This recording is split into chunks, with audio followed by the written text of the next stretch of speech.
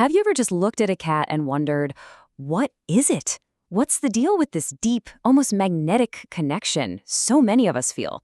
Well, let's get into it, because the bond we have with our feline friends is so much more than just having a pet. We're going to uncover the amazing science behind why we truly love cats. And just to give you an idea of the scale we're talking about, in the United States alone, a whopping 49 million homes have at least one cat. Think about that. That is a massive number of people choosing to share their lives with these fascinating, independent creatures. So it really makes you wonder, right? Are we all just suckers for a cute face and a soft purr? Or is there something much deeper, something scientific going on here? That's exactly what we're about to find out. All right, so first things first, let's talk about what happens to our actual bodies. The second a cat walks into the room, there's a real measurable change in our physical and mental state. And we're not just talking about vague, warm and fuzzy feelings. This stuff is concrete. Scientific studies show that just petting or playing with a cat can literally decrease cortisol, that's our main stress hormone, and even lower our blood pressure. It sets off this incredible chain reaction in our brains that actively pushes back against loneliness and just flat out boosts our mood. And this isn't just numbers on a spreadsheet. It's what people actually experience. This quote from a patient in a study just says it all, doesn't it? It captures that incredible healing power that a quiet friend can offer when you need it most. But things get even more wild when we look at one of their most famous behaviors. You know that gentle rumbling sound? Well, it turns out it's not just a sign that they're happy. It might actually be a kind of built-in healing tool that we get to benefit from too. So get this, a cat's purr vibrates in a very specific frequency range, between 25 and 150 hertz. And that's not random. Scientists have discovered that vibrations in this exact range can do things like stimulate muscles and might even help promote bone healing. So when a cat is purring on your lap, it's not just cozy. It could literally be therapeutic on a cellular level. How cool is that? Okay, so that's what cats do to our bodies. But what about our minds? What does choosing a cat say about who we are? Is there really a cat person personality type?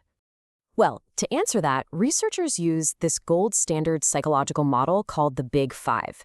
It's basically a way to map out human personality across these 5 key areas. It gives them a really solid way to see if certain groups of people share similar traits. And when they use this model to compare self-described cat people and dog people, some really clear patterns popped out. Cat people, as a group, tend to score higher on a trait called openness to experience, but also a bit higher on neuroticism. And on the flip side, they generally score lower in extroversion, agreeableness, and conscientiousness compared to dog people. So what on earth does all that mean in plain English? Well, that high score in openness is a big deal. It often points to people who are more unconventional, more imaginative, and really intellectually curious. In fact, the data shows that cat owners are statistically more likely to have university degrees and enjoy things like art and deep conversations.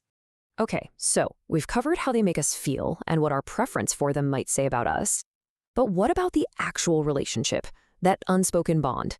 Just how deep does that connection really go? For this, scientists turn to a really powerful concept called attachment theory. Now, this is the same framework that's used to understand one of the deepest bonds there is, the one between a baby and its parent. They wanted to know, could cats actually form that same kind of deep, secure attachment with us? So they set up a classic experiment called the secure base test. Here's how it works. A cat and its owner hang out in a new room for a bit. Then the owner leaves for a few minutes and comes back. The researchers are watching really closely to see how the cat handles that stress of being left alone and what it does when its owner returns. And the results were frankly stunning. A full 65% of cats showed what's called a secure attachment. They were a little stressed when their owner left, sure, but when they came back, the cat sought them out for comfort and then felt safe enough to go back to exploring. But here's the kicker. That 65% figure, it's almost identical to the rate of secure attachment found in human babies. Incredible. Now, this idea of a deep, secure bond, it completely shatters one of the most stubborn stereotypes we have. Yeah, it's time we talked about the whole crazy cat lady myth. You know the image I'm talking about, the lonely, eccentric woman who supposedly replaces people with cats? This trope has been around for centuries, from accusations of witchcraft in the Middle Ages to jokes about spinsters in the Victorian era. But does this old caricature have any basis in reality today? Well, the hard data says not a chance. One global study found that cat owners are split almost 50-50 between men and women. More than 60% are married or living with a partner. And like we talked about, they're actually more likely to have a university education.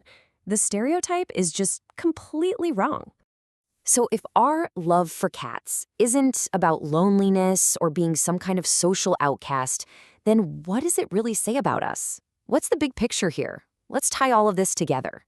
When you really look at it, choosing to bring a cat into your life isn't a random decision. It's an active choice.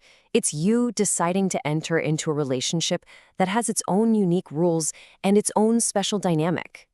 And it's a bond that's really built on a specific set of values. It's about coexistence, not dominance. It celebrates autonomy and independence for both the cat and the person. It offers this quiet, non-judgmental support that doesn't demand constant attention or emotional work.